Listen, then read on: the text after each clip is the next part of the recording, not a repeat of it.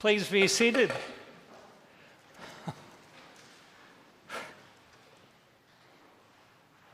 My friends, two of the three lessons we heard today are examples of the most effective and fundamental way human beings convey information to one another. That is through storytelling. We do it through the retelling of stories that contain truths and broad social wisdom. Paul's letter, on the other hand, is an example of the less effective and easily forgotten sharing of a statement, precept, rule, or standard unattached to a compelling story we can relate or identify with, or at least be entertained by. I mean, truly, how many of you are going to remember today that Paul said that weak people only eat vegetables? Yeah. Well, foundational to our spiritual and cultural literacy as Christians is our knowledge of and familiarity with Jesus' parables, his life, and the stories surrounding the history of the Hebrews recounted in the Old Testament. Let me give you an example of how such knowledge of biblical stories works and how foundational to our culture they are. The past 2 weeks, Sue and I have been traveling in Costa Rica and Panama, two lovely countries full of exotic wildlife. Several times during the trip, we came face to face with Jesus Christ lizards, which are large, green, and striking. They are so named because they can literally walk on water, just like Jesus is said to have done on the Sea of Galilee. Today's story about Joseph and his brothers, like the walking on the water story, is something from which we transfer social and cultural wisdom from one generation to another. So let me fill in some of the details. Jacob, Joseph's father, who is eventually called Israel, meaning the one who strives with God, is the grandson of Abraham and Sarah and the son of Isaac and Rebekah. He had 12 sons by 4 different women. Quite a story in itself, since they all simultaneously lived together with him as one not-so-happy family. His memorable domestic life began when Jacob's father-in-law Laban tricked him, cheated him, really. Jacob wanted to marry Laban's daughter Rachel, but had to work 7 years as a sort of price for her. When the wedding day came, Laban slips his other daughter, Leah, visually impaired and harder to marry off, into Joseph's tent, where he somehow doesn't notice and consummates the marriage. Waking the next morning with Leah, Joseph is still in love with Rachel and is forced to work for 7 more years before Laban will allow him to marry her. Now, in the ancient world, there's this important matter of wives bearing sons. Leah bears Jacob 4 sons quite quickly: Reuben, Simeon, Levi, and Judah. Rachel seems to be barren and gets jealous and gives Jacob her maid Bilhah, who bears him 2 sons, Dan, and Naphtali. Leah gets jealous of that, and thinking she is done bearing children, gives her maid Zilpah to Jacob, who bears him 2 sons, Gad and Asher.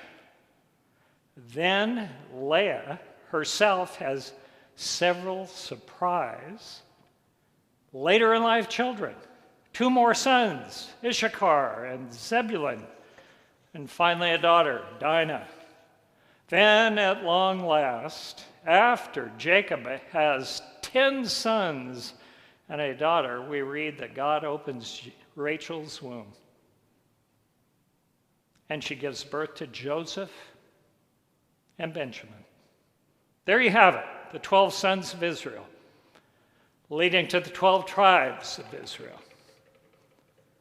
But all this soap opera about childbearing sets up Joseph in an unfavorable light with his brothers. Because Rachel was Jacob's favorite, Joseph becomes his favorite son, which quickly goes to Joseph's head. He's pretty obnoxious about it.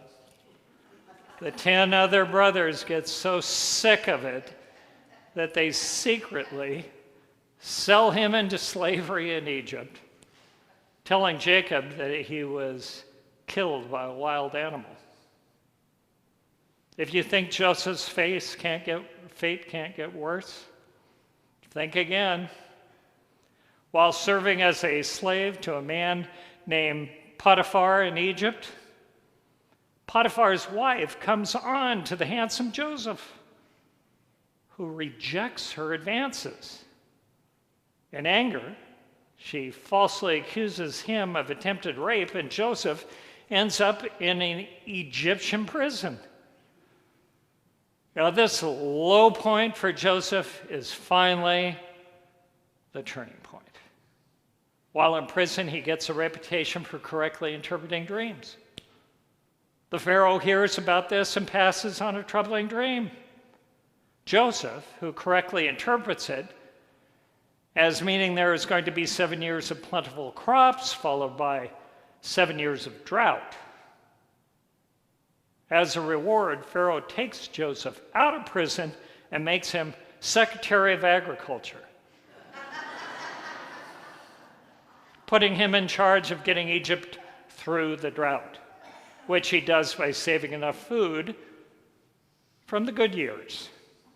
Meanwhile, Joseph's brothers, still living in Canaan, experience famine and come to Egypt hoping to buy food. Once there, Joseph recognizes them, but after so many years, they don't recognize him.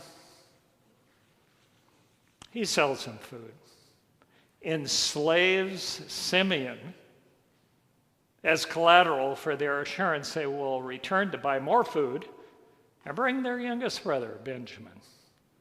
Benjamin, once again, was the son and full brother of Joseph. And they return for more food and bring Benjamin. But Joseph frames Benjamin for theft of a silver cup and enslaves him. Now, the eldest brother, Judah, offers to be enslaved in return for the release of his young brother, the only one who was not implicated in the sale of Joseph into slavery. This brings us to the climax of the story when we learn, as the long-term radio personality Paul Harvey would say, the rest of the story.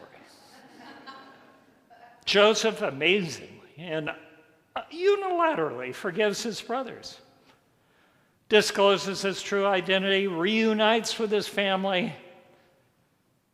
and enjoys a joyful conclusion to his life. A representational prelude to the suffering and forgiveness of Jesus, and a riveting display of the truth and social wisdom that forgiveness is a foundational action for right living and a joyful life. Something Jesus emphasizes in our gospel lesson today. The gospel begins and ends with forgiveness. And in between, Jesus talks almost incessantly about it. In his conversation with Peter about forgiveness, someone who would deny even knowing him 3 different times, Jesus tells him we should forgive 70 times 7, a representational infinite number of times. Here, Jesus attests to a foundational aspect of our human condition, that each and every one of us, through commission and or omission, has and will hurt, fall short, and disappoint. Most notably, ourselves. We all need forgiveness for what we have done and failed to do over the course of our lifetime, right? The metaphor that Jesus uses in the Gospels to describe forgiveness is the setting free of a prisoner. It is to unbind someone. Without this kind of forgiveness, we are simply chained to our past. With our knowledge of it, we are capable of embracing a new way of being in the world. We move on to a life filled with acts of gratitude, compassion, and justice. How many times should we forgive? 70 times 7, an infinite number of times. The former Archbishop of Canterbury, Michael Ramsey, has said, the secret of the Christian is not that he is always in the right and puts other people in the right, but that he is a forgiven man. To forgive and to recognize the need to be forgiven is the Christian's distinctive gift to the world. Through embracing it, most importantly, by forgiving ourselves for our past shortcomings and failures, we, like Joseph in this story, begin each day with a fresh start. We set aside past failures and hurts and reap the joy that comes with acting on behalf of the common good. This way of living is, as followers of Jesus, our gift to the world and to ourselves. Amen.